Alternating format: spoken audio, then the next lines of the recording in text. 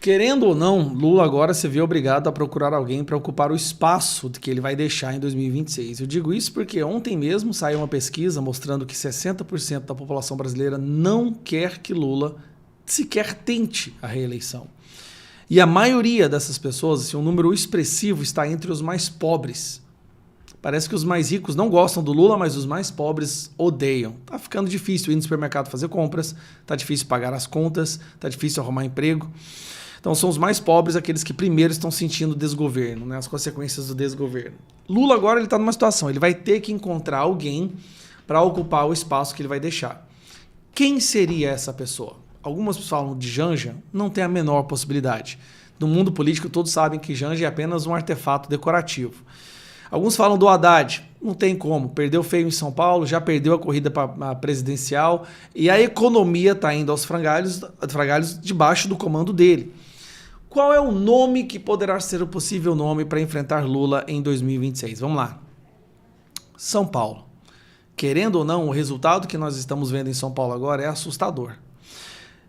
A verdade é, ótimo, graças a Deus, Boulos não vai ganhar, as pesquisas já mostram que ele não tem chance de virar o jogo agora, mas, meus amigos, querendo ou não, ele está com 40% dos votos da maior cidade do Brasil. Esse invasor de propriedade privada aqui, esse cara que não tem o mínimo de escrúpulos, está com 40% dos votos na maior cidade do Brasil.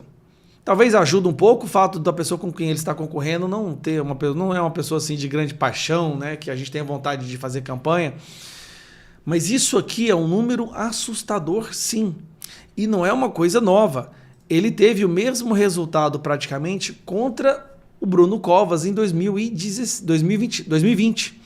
Se você vê o resultado do segundo turno, ficou lá Boulos com 40%. Aparentemente, ele continua com esses 40% agora. Isso em São Paulo é um número expressivo. Então nós vemos aí a possibilidade de que Lula seja obrigado a escolher esse invasor, chefe de uma organização criminosa, que é o MTST, para ocupar o seu lugar em 2026. A nossa sorte. Lula é uma pessoa tão retentora, tão egoísta, que ele nunca se preocupou em criar a próxima geração do PT. Teve uma outra pesquisa que mostrou recentemente, um estudo, mostrando que dos novos políticos vereadores do Brasil, dos jovens, a maioria é de direita.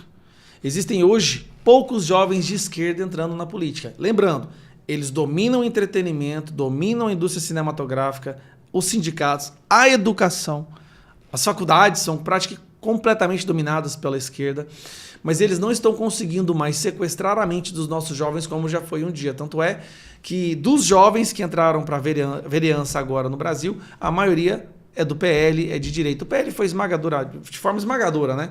O maior partido a colocar jovens.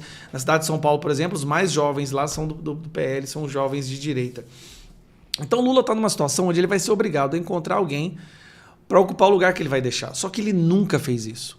Ele nunca confiou em ninguém, ele nunca deu espaço para ninguém. Quando ele dava espaço para alguém, tinha que ser alguma marionete. Como foi o caso da Dilma, como foi o caso do Haddad. Uma marionete é a pessoa pela qual ele possa ter completo controle e ciência de que essa pessoa vai fazer única e exclusivamente o que ele mandar.